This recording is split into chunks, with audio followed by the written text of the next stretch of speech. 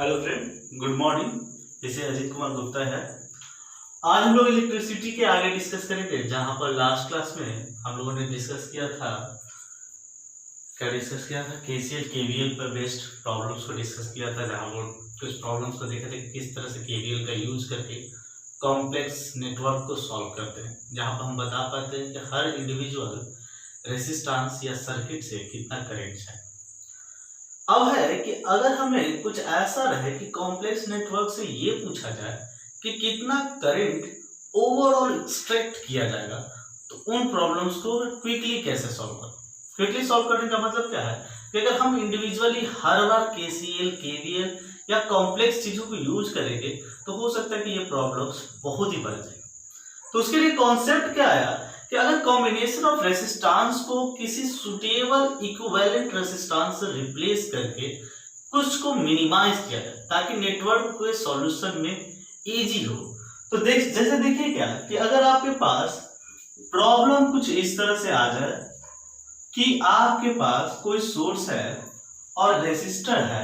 Resistor का मतलब है कि कॉम्प्लेक्स रेसिस्टर, मतलब कुछ सर्किट ऐसा है जहां पर रेसिस्टर कुछ नॉर्मल वे में, रैंडम वे में लगे हुए कनेक्टेड है, और आपको बोल रहा है कि इसमें ये फाइंड कीजिए कि कितना सोर्स करंट रिलीज करेगा या फिर कितना पावर कंज्यूम होगा बैटरी का, कितनी एनर्जी लॉस होगी, तो इसे कैलकुलेट करें।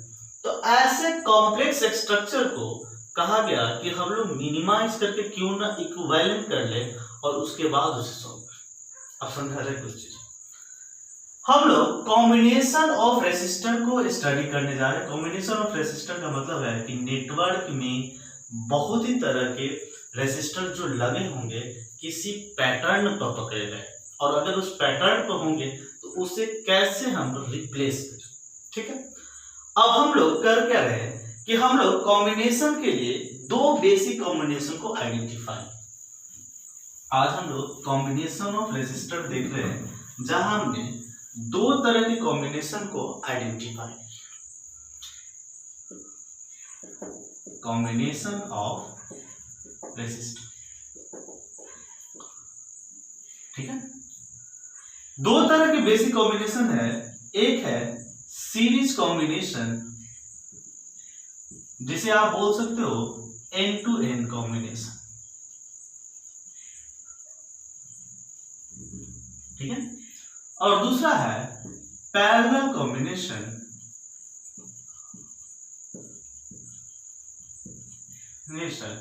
मतलब लैटरल कॉम्बिनेशन, या फिर सीधे बोल सकते हैं हेडर्स, पैरेलल्स। अब देखा जाए कि ये दो कॉम्बिनेशन क्या है। तो अगर आपको इलेक्ट्रिकल नेटवर्क या इलेक्ट्रिकल सर्किट में कुछ इस तरह की सर्किट दिखे जहां पर रेसिस्टर अपने एंड टू एंड दूसरे रेसिस्टर से कनेक्टेड हो, लिंक हो, तो इसे बोलते हैं कि ये रेसिस्टर आपस में सीरीज कॉम्बिनेशन में है।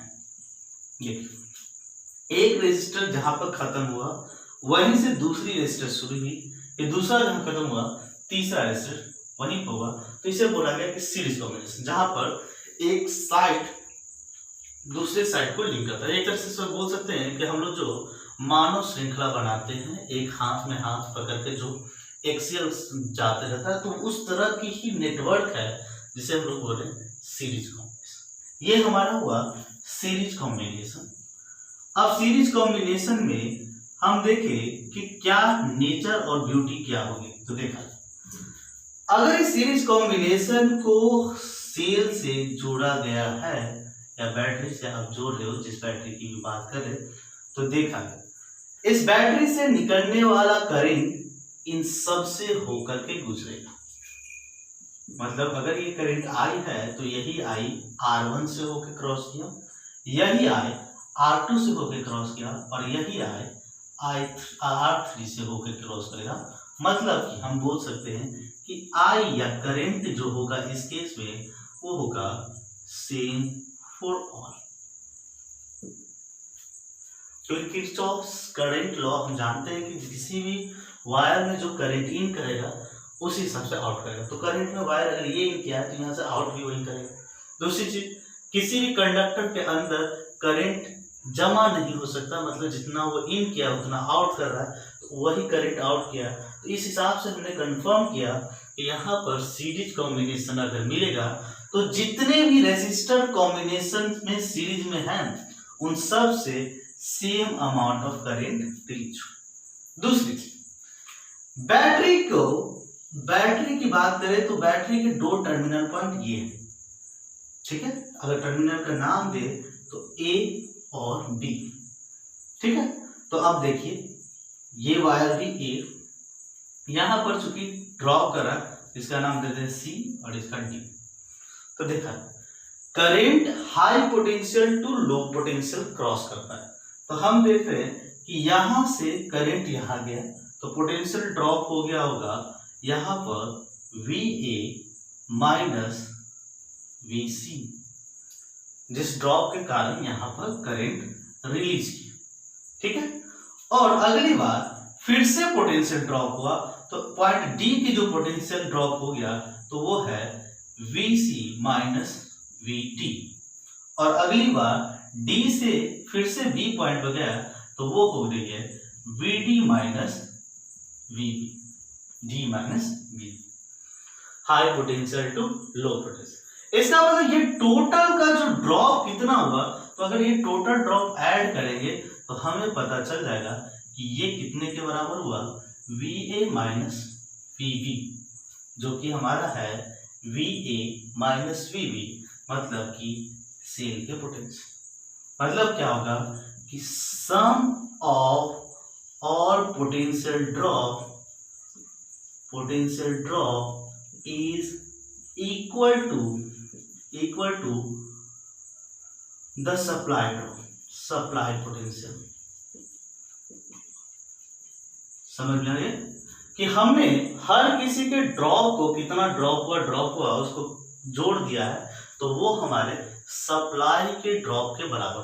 तो जैसे समझा है series combination, end to end connection, current same और वोल्टेज बोल सकते हैं कि जो वोल्टेज होगा वो हो गया सम। याद करने का एक अच्छा ट्रिक, करंट हुआ सेम मतलब सबसे करंट एक बराबर गई, और वोल्टेज जो सम मतलब जोड़ के बराबर, वोल्टेज का जो ड्रॉप है वो सब के सम के बराबर है। किसके ड्रॉप? सप्लाई। तो सीरीज कॉम्बिनेशन की प्रॉपर्टीज हम समझे। सीरीज कॉम्बिनेशन एक ऐसी कॉम्बिनेशन होगी जिसमें एन टू एन रेजिस्टेंस जुड़े होंगे, जहां वोल्टेज का सम हमें सप्लाई के वोल्टेज के बराबर का पोटेंशियल ड्रॉप देगा, और जो करंट होगा वो सारे के सारे रेजिस्टेंस से बराबर है। तो सीरीज कॉम्बिनेशन हमें उम्मीद है कि ये बेसिक आइडिया से आप लोग का क्लियर हो गया। अगला देखिए पैरेलल कॉम्बिनेशन। तो पैरेलल कॉम्बिनेशन क्या है तो उसे देखा जाए।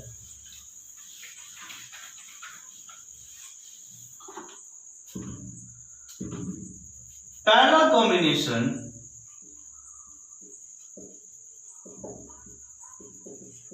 कॉम्बिनेशन है कि अगर आपके पास सर्किट में रेजिस्टेंस इस तरह से जुड़े हों कि उनके लेफ्ट हैंड एक जगह और राइट हैंड एक जगह जुड़े हो, मतलब कि आप R1, R2 और R3 को इस तरह से कनेक्ट कर दिए हो सोर्स से कि उसके हर किसी का एक एंड एक जगह और दूसरा एंड दूसरे साइड पर कनेक्ट।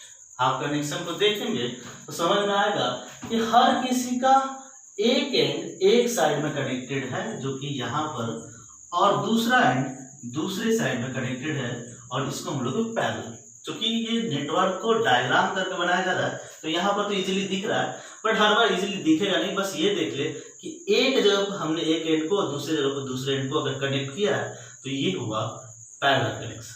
अब पैरेलल कनेक्शन में हम प्रॉपर्टीज को देखें तो यहां से हम पहले ही जान रहे हैं, लास्ट क्लास में भी पहले भी डिस्कस किए कि एक वायर की पोटेंशियल सेम होती है। तो यहाँ पर A और यहाँ पर B है, तो यहाँ पर देखिए ये पोटेंशियल भी A होगा क्योंकि वायर सेम ही है, और ये पोटेंशियल भी A होगा और ये पोटेंशियल भी A होगा, ठीक है।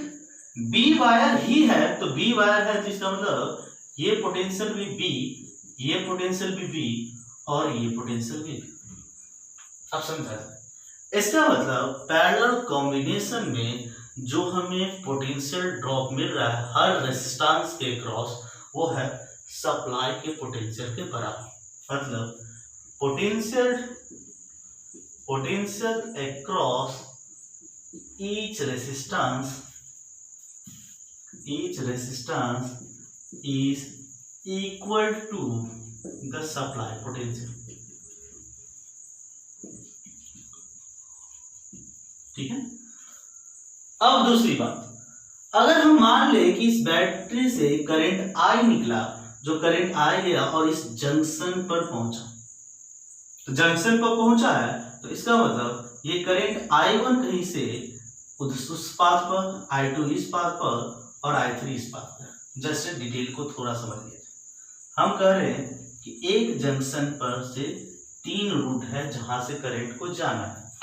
अगर करंट I आया है और तीनों रूट में कोई करंट गया है, तो इसका मतलब कि यहाँ पर KCL के हिसाब से कह सकते हैं कि जो करंट बैटरी से आया वो है I1 plus I2 plus I3, क्योंकि हम लोग जानते हैं सिग्मा I इन और सिग्मा I आउट बराबर होना चाहिए किसके अकॉर्डिंग, KCL।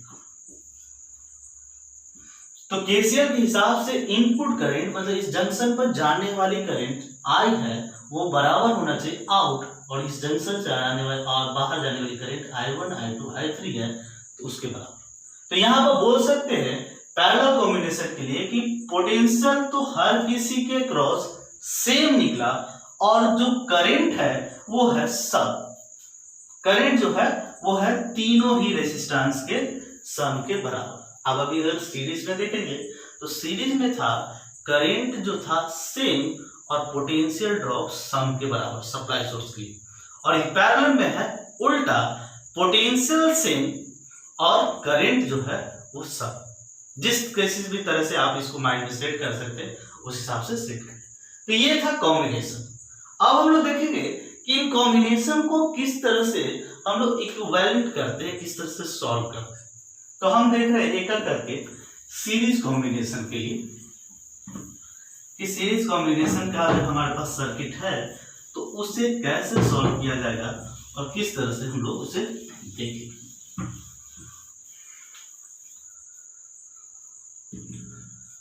तो सीरीज कॉम्बिनेशन को लेते हैं हम।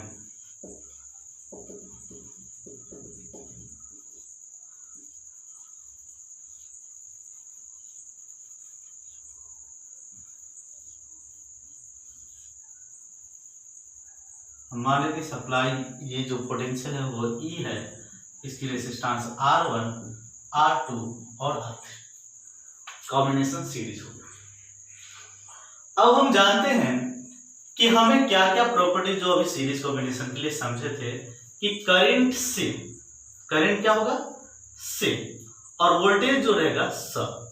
तो हम दोनों इक्वेशन को यूज करेंगे, दोनों पॉइंट को, जिससे हमारा इक्वेशन इक्विवेलेंट। अब समझा जाए नेटवर्क सॉल्यूशन का मतलब होता है किसी इक्विवेलेंट सर्किट को ड्रॉ करना। अब इक्विवेलेंट सर्किट क्या होता है पहले इसे समझते। इक्विवेलेंट सर्किट क्या है? अब इक्विवेलेंट सर्किट की डेफिनेशन इस तरह से दी जाती है कि किसी नेटवर्क की वह सर्किट, इक्विवेलेंट सर्किट मतलब वह उसका रूप जिसमें टोटल इफेक्टिव रेजिस्टेंस बराबर हो जो पहले लगे हुए थे। ठीक है, इफेक्टिव रेजिस्टेंस की वैल्यू में चेंज ना हो, जितना पहले का नेटवर्क में लगा हुआ रेजिस्टेंस था इफेक्टिव रेजिस्टेंस उतना ही होना चाहिए इफेक्टिव। दूसरी चीज, अभी भी इस तरह से इसे रिप्लेस कीजिए कि बैटरी से निकलने वाला करंट की वैल्यूज चेंज ना करे। ठीक है, बैटरी से निकलने वाली करंट की वैल्यू चेंज ना करे, इफेक्टिव रेजिस्टेंस सेम हो और सेम एनर्जी डेवलप, एनर्जीज में भी कोई परिवर्तन हो। मतलब आप अगर इस रेजिस्टेंस की इक्विवेलेंट, इस नेटवर्क का इक्विवेलेंट बनाना चाहते हैं तो आप इसे एक रेजिस्टेंस से रिप्लेस कर दीजिए, कोई दिक्कत नहीं है, लेकिन शर्त ये होना चाहिए वो भी उतना ही करंट एक्सट्रैक्ट करे जितना ये मिल के कर रहे हैं। तो अगर यहाँ पर हमने माना कि ये I करंट एक्सट्रैक्ट करें तो ये भी सेम सोर्स से सेम करंट एक्सट्रैक्ट करने की पावर हो तभी इस सर्किट को बोलेंगे इक्विवेलेंट सर्किट। ठीक है, और इक्विवेलेंट सर्किट में मल्टीपल रेजिस्टेंस को रिप्लेस करके किसी एक आर इक्विवेलेंट को रखा जाता है ताकि प्रॉब्लम को सॉल्व करने में आसानी। तो समझा, आर इक्विवेलेंट को इस तरह से हमने रखा है कि ये अभी भी सेम सोर्स से same amount of current withdraw करे। ठीक है, अब समझते हैं, हमारे पास जो प्रॉपर्टीज है कि सेम करंट जाएगा। ठीक है, और हमने ओम्स के नियम, ओम्स लॉ के से जान रहे हैं कि हमारा जो V होगा, वोल्टेज जो होता है वो होता है I इंटू आर। वोल्टेज क्या होता है? I into R. तो थोड़ा सा हम नेमिंग कर रहे हैं कि हम मान दे इसे A बोल दे, इसे B, इसे C और इसे D। A B C D और D ही हो गए। तो हमने बोला कि सीरीज कॉम्बिनेशन के लिए सोर्स वोल्टेज, जो सोर्स वोल्टेज होगा वो क्या होगा, किसके बराबर? वो होगा सारे के सम के बराबर। मतलब E जो है वो इसके क्रॉस का पोटेंशियल ड्रॉप, मतलब VA minus VB plus R2 के क्रॉस का VB minus VC plus R3 के क्रॉस का VC माइनस VD के सम के बराबर। ठीक है, तो इसे हम लिख सकते हैं E equal to potential drop, potential drop equal to I into R. हमने I करंट माना है कि सारे सर्किट से चल रही है, तो हम लिख सकते हैं इसे I इंटू R1। ठीक है, और प्लस इसे लिखा जा सकता है I इंटू R2 प्लस इसे लिख सकते हैं I इंटू R3, और ये हमारा इक्वेशन। ठीक है, अब अगर हम इक्विवेलेंट सर्किट की बात करें तो इक्विवेलेंट सर्किट के लिए हमने कंडीशन वही रखा था कि इसमें इस तरह से रेजिस्टेंस को रिप्लेस कीजिए, सबको हटा करके, ये अभी भी सोर्स से same amount of current release करे। अगर सोर्स हम सेम रख रहे हैं तो इस केस में इसका E जो है वो होगा I इंटू आर इक्विवेलेंट, और इसे इक्वेशन बी मान।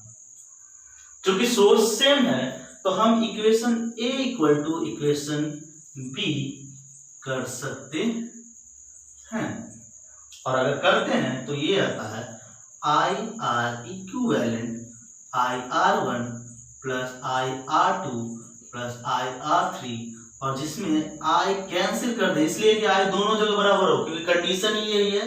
इक्विवेलेंट सर्किट वही सर्किट हो सकता है जिसमें I सेम अमाउंट में रिलीज हो, मतलब दोनों तरफ I इक्वल है, तो R इक्विवेलेंट लिख सकते हैं R1 plus R2 plus R3। और हमारे लिए यही हुआ कि अगर आप सीरीज कॉम्बिनेशन में रेजिस्टेंस को लिए हो तो आप उसे एक इक्विवेलेंट रेजिस्टेंस से रिप्लेस कर सकते हो, जिसका इक्वेशन ये है। इक्वेशन को अगर देखें तो अगर हमने यहाँ पर जो देखा कि यहाँ पर हमने 3 रेजिस्टेंस लिया था, इसलिए इक्वेशन हमारा R इक्विवेलेंट जो आया वो था R1 plus R2 plus R3। और अगर हम n नंबर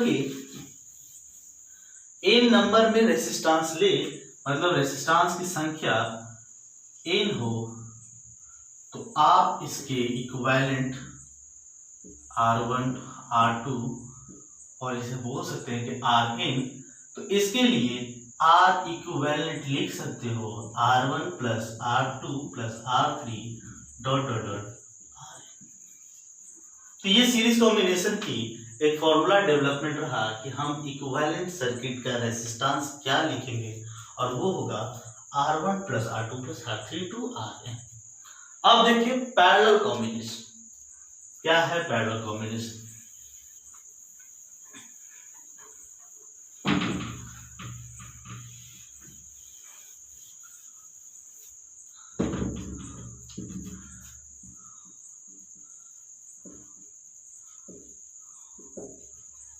पैरेलल कॉम्बिनेशन को समझा, केवल फॉर्मूला को डेवलप करने के लिए हम लोग 2-3 रेजिस्टेंस को ले रहे हैं और उसी के हिसाब से हम लोग जो पैटर्न इनके लिए आएगा उसी को आगे हम लोग सॉल्यूशन में यूज करते हैं। अब है कि इसकी इक्विवेलेंट सर्किट, तो इक्विवेलेंट सर्किट का तो डेफिनेशन चेंज करेगा नहीं। इक्विवेलेंट सर्किट बोलेगा कि इन सब रेजिस्टेंस को इस रेजिस्टेंस से रिप्लेस कीजिए कि आपका सोर्स से वो same amount of current extract कर सके, सेम अमाउंट ऑफ करंट निकाल सके। चलिए अब इसके लिए हमने क्या पढ़ा था कॉन्सेप्ट कि वोल्टेज सेम होगा। वोल्टेज क्या होगा? हर रेजिस्टेंस के क्रॉस का पोटेंशियल ड्रॉप या वोल्टेज होगा वो सेम होगा और करंट होगा जो सम होगा। तो चलिए देखते हैं। हम करंट बोल रहे हैं कि यहां पर I और यहां से गया I1, I2, I3। तो ओम्स लॉ हमारा कह रहा है V equal to I into R। ये हमारी ओम्स की स्टेटमेंट है। तो देखिए हम कह रहे करंट जो है I है वो I1 plus I2 plus I3 होगा। तो उस हिसाब से आप I को क्या लिख सकते हो? V by R। तो इसका मतलब हम इसे I इक्वल टू I1 जो है उसे लिख सकते हैं V बाई R1। V या सप्लाई बोल सकते हैं कि जो हमारा वोल्टेज होगा, हम लोग पैरेलल कॉम्बिनेशन को पढ़ चुके हैं, तो वोल्टेज जो पोटेंशियल होगा वो सोर्स के बराबर होगा। तो सोर्स हमारा E, तो E by R1 plus I2 जो होगा वो होगा E बाई R2 और I3 जो हो जाएगा वो होगा E बाई R3। इसे हम मान लेते हैं इक्वेशन 1।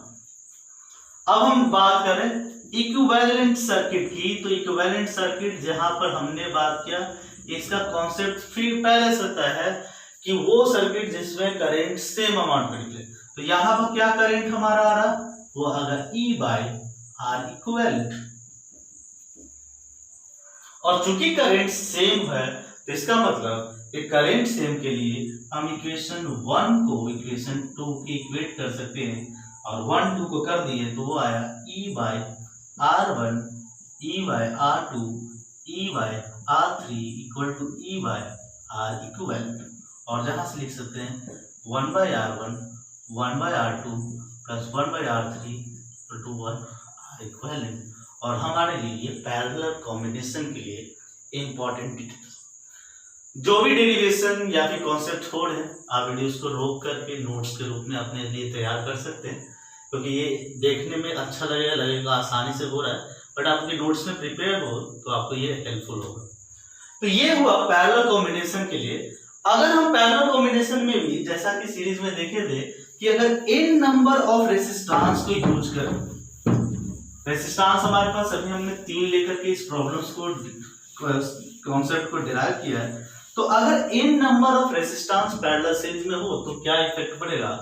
तो अगर n नंबर रेजिस्टेंस के हैं जो पैरेलल में हैं,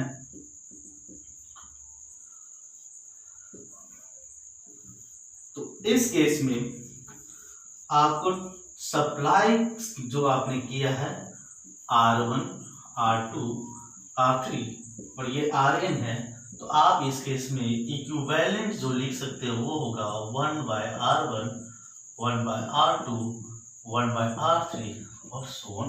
ये हमारी एक रिलेशनशिप हुआ n नंबर ऑफ रेजिस्टेंस।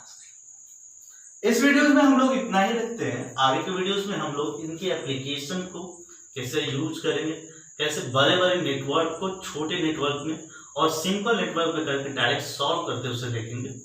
फिलहाल के लिए यही बोलेंगे, आप पीछे के लेक्चर्स को रिवाइज कीजिए, जो डाउट्स हो प्रॉपर कमेंट्स कीजिए, चैनल को सब्सक्राइब कीजिए ताकि आपकी नोटिफिकेशन मिलती रहे कोई भी वीडियोस अपडेट होने पर। और जो भी पर्सन डाउट हो प्लीज पूछिए ताकि उसे अगली वीडियोस में कवर करने की कोशिश हो, या फिर जरूरत पड़े तो हम आपके कमेंट्स में ही उसे रिप्लाई करें। Thank you.